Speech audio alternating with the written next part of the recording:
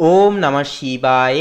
নমস্কার প্রিয় দর্শক বন্ধুগণ, মিথুন রাশি তথা মিথুন লগ্নের জাতক এবং জাতিকাদের জন্য এই চলরত মার্চ মাসের 27শে মার্চ থেকে শুরু করে পুরোপুরি 31শে মার্চ এই যে মধ্যবর্তীকার সময়টি মিথুন লগ্নের জন্য অত্যন্ত গুরুত্বপূর্ণ এবং সচিব কার্যকরী হয়ে উঠবে।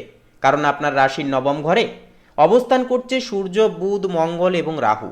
নবম ঘর হলো আমরা প্রত্যেকেই জানি উচ্চশিক্ষা, ভাগ্য এবং বিদেশ ভ্রমণের স্থান। তো এই যে বিরল চতুর্গ্রহী যোগ আপনার জীবনে কিন্তু এক আনুগত্য, প্রচণ্ড বৌদ্ধিক তেজ এবং এক বিশেষ জেদ আপনাদের মধ্যে কিন্তু বয়ে নিয়ে আসবে। অন্যদিকে আপনার দশম ঘরে অর্থাৎ কর্মের স্থানে প্রেমের কারক গ্রহ শুক্র এবং সাথে শনি মহারাজ কিন্তু একান্তই অবস্থান করছেন। এবং তার পাশাপাশি যে বিষয়টি লক্ষ্য করা যাবে, আপনার লগ্নে থাকবে বৃহস্পতি এবং তৃতীয় ঘরে থাকবে কেতুর সঞ্চার। তো এই গ্রহগত সম্মেলন ইঙ্গিত দিচ্ছে যে মিথুন লগ্নের ক্ষেত্রে এক অভাবনীয় স্বর্ণালী সময়কাল আসতে চলেছে।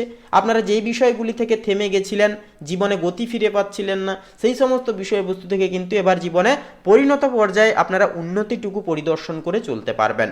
তো বন্ধুরা, আপনাদেরকে বলি, আপনারা যদি মিথুন লগ্নের জাতক কিংবা যদি জাতিকা হয়ে থাকেন, তবে আজকের এই পর্বটি শুরু থেকে শেষ পর্যন্ত অবশ্যই পুরোপুরি দেখবেন। পুরোপুরি আপডেটটি দেখে বন্ধুরা ভালো লাগলে অবশ্যই একটি লাইক দিয়ে কমেন্টে একটি বার শ্রদ্ধা এবং ভক্তি জ্ঞাপন করে লিখে যাবেন ওম নমঃ শিবায়, হর হর মহাদেব, জয় দেবাদিদেব মহাদেবের জয় অবশ্যই লিখে যাবেন। এছাড়াও একটি লাইক দিয়ে আমাদের এই ভাগ্য বিচার চ্যানেলটিকে সাবস্ক্রাইব করে পাশে থাকতে ভুলবেন না। তো চলুন বন্ধুরা, আজকের এই পর্বটি শুরু করা যাক। তো প্রথমে বলি পারিবারিক জীবনের ক্ষেত্রে। দেখুন, পারিবারিক জীবনের ক্ষেত্রে এই সময়কালটি মিথুন রাশির জন্য এক অত্যন্ত শুভ এবং ইতিবাচক পরিবর্তন জীবনে বয়ে নিয়ে আসবে।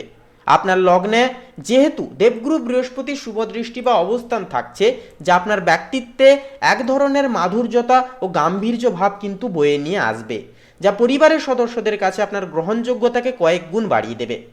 বাবার সাথে সম্পর্কের প্রভূতময় একটা উন্নতি ঘটবে। যদি কোনো মনোমালিন্য চলেছিল সেগুলি কিন্তু মিটে যাবে এবং তার আশীর্বাদ আপনার অনেক কঠিন কাজ সহজ করে দেবে। তবে তৃতীয় ঘরে কেতুর অবস্থান থাকছে, যার কারণে কিন্তু ছোট ভাই বোন বা পাড়া প্রতিবেশীদের সাথে সামান্য দূরত্ব বা উদাসীনতা একটা তৈরি হতে পারে। নবমস্ত শক্তিশালী গ্রহপুঞ্জ নির্দেশ করছে যে পরিবারের কোনো সদস্যের উচ্চশিক্ষা বা বিদেশ যাত্রা নিয়ে গুরুত্বপূর্ণ আলোচনা কিন্তু এই সময় একটা সফল হতে পারে। বাড়িতে কোনো ধর্মীয় অনুষ্ঠান বা বড় কোনো মাঙ্গলিক কাজের পরিকল্পনা করবার জন্য এই সময়টি অত্যন্তই অনুকূল হয়ে উঠবে। প্রেম ও দাম্পত্য সম্পর্কের ক্ষেত্রে বলি, এই সময়টি মিথুন রাশির জন্য অত্যন্ত গাম্ভীর্যপূর্ণ অথচ মায়াবী প্রকৃতির হবে। আপনার দশম ঘরে শুক্র উচ্চস্থ হওয়ার কারণে প্রেমের সম্পর্কে এক ধরনের রাজকীয় আভিজাত্য এবং স্থায়িত্বভাব থাকবে।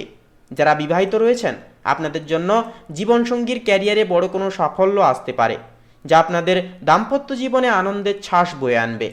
আপনারা একে অপরের প্রতি অনেক বেশি দায়িত্বশীল অনুভব করবেন। যারা অবিবাহিত রয়েছেন, আপনাদের জন্য কর্মস্থল বা সামাজিক পরিচিতির মাধ্যমে কোনো বিশেষ মানুষের সাথে পরিচয় হওয়ার প্রবল যোগ রয়েছে। তবে নবমস্ত রাহু ও মঙ্গলের প্রভাবে সম্পর্কের ক্ষেত্রে কোনো হঠকারী সিদ্ধান্ত নিতে যাবেন না। সম্পর্কের ভিত্তি মজবুত করতে হলে এই সময়ে সততা ও ধৈর্য বজায় রাখা অনস্বীকার্যকৃত হবে। কর্মজীবনে আপনি এই সপ্তাহে এক অপ্রতিদ্বন্দ্বী নেতৃত্ব দানকারী হিসেবে নিজেকে প্রমাণ করবেন। দশম ঘরে শনি এবং উচ্চস্থ শুক্রের সহাবস্থান নির্দেশ করছে যে যারা সৃজনশীল কাজ, বিনোদন জগৎ, ফ্যাশন, স্থাপত্য বা প্রসাধন শিল্পের সাথে যেনারা যুক্ত, আপনাদের জন্য এটি একটি শ্রেষ্ঠময় সময় হবে। আপনার কাজের জায়গায় আপনার ব্যক্তিত্ব এক অনন্য উচ্চতায় পৌঁছবে। নবম ঘরে থাকা শক্তিশালী গ্রহপুঞ্জ নির্দেশ করছে যে যারা উচ্চশিক্ষা, গবেষণা, আইন, প্রকাশনা বা বিদেশি বাণিজ্যের সাথে যেনারা যুক্ত, আপনারা বড় কোনো সাফল্য বা স্বীকৃতির মুখ পরিদর্শন করবেন। লগ্নস্থ বৃহস্পতির প্রভাবে আপনার সঠিক সিদ্ধান্ত নেওয়ার ক্ষমতা আপনাকে অন্যদের চেয়ে অনেকখানি এগিয়ে রাখবে। এমনকি নতুন চাকরির অফার বা প্রমোশনের খবর এই সময় কিন্তু আসার প্রবল একটা চান্স বা সম্ভাবনা কিন্তু দেখা যাচ্ছে। আর্থিক ব্যবস্থাপনার ক্ষেত্রে 27 থেকে 31শে মার্চের এই সময়কালটি মিথুন লগ্নের জন্য অত্যন্ত উজ্জ্বলময় হবে। নবম ঘরে একাধিক শক্তিশালী গ্রহের অবস্থান, যা আপনি আগে প্রত্যাশাও করেননি তার চেয়ে বেশি লাভ এনে দেবে। বিশেষ করে অনলাইন প্ল্যাটফর্ম, টেকনিক্যাল কনসালটেন্সি বা পৈতৃক সূত্রে কোনো আর্থিক সুবিধা পাওয়ার একটা যোগ তৈরি করবে এই চতুর্গ্রহী রাজযোগ ভাগ্যের স্থানে থাকার ফলে। দশমস্ত শুক্র ও শনির প্রভাবে নির্দেশ করছে যে আপনার ক্যারিয়ারে সাফল্যের ফলে আয় স্থায়ী উৎস মজবুত হবে। তবে নবমস্ত রাহু ও মঙ্গলের প্রভাবে ভ্রমণের পেছনে বা কোনো উচ্চাকাঙ্ক্ষী প্রজেক্টে অর্থ ঢালার প্রবণতা একটা দেখা দিতে পারে। এই সময় হঠকারী হয়ে বা কারোর কথায় প্রলুব্ধ হয়ে বড় কোনো ঝুঁকি বলবো না নিয়ে চলাই বুদ্ধিমানের কাজ হয়ে উঠবে। সঞ্চয়ের গ্রাফ এই সপ্তাহে ঊর্ধ্বমুখী রাখতে নিজেদের খরচাপাতি করার প্রবণতাকে কন্ট্রোলে রাখার চেষ্টা করুন। শারীরিক এবং মানসিক স্বাস্থ্যের ক্ষেত্রে কথা বলতে গেলে দেখুন, এই সময় আপনার উরু, লিভার এবং স্নায়বিক তন্ত্রের উপর বাড়তি চাপ পড়ার একটা সম্ভাবনা রয়েছে। নবম ঘরে অগ্নিতত্ত্বের দুটি প্ল্যানেট থাকার কারণে শারীরিক তাপ বৃদ্ধি বা রক্তচাপের সামান্য হেরফের কিন্তু এই সময় কিন্তু একটা ঘটতে পারে।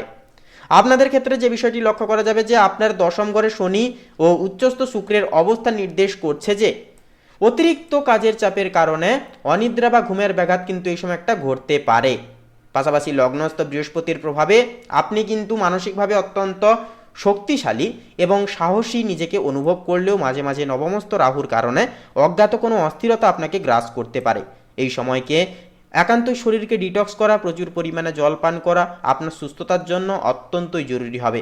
এমনকি বলবো এই সময় আপনারা মেডিটেশন প্রত্যেক দিন সকালে আপাতত 10টা মিনিট করে করবেন। পুরনো যদি কোনো জটিল সমস্যা থেকে থাকে একটুকু সেই সমস্ত বিষয়ের দিকে একটুকু লক্ষ্য নজর রেখে চলবেন।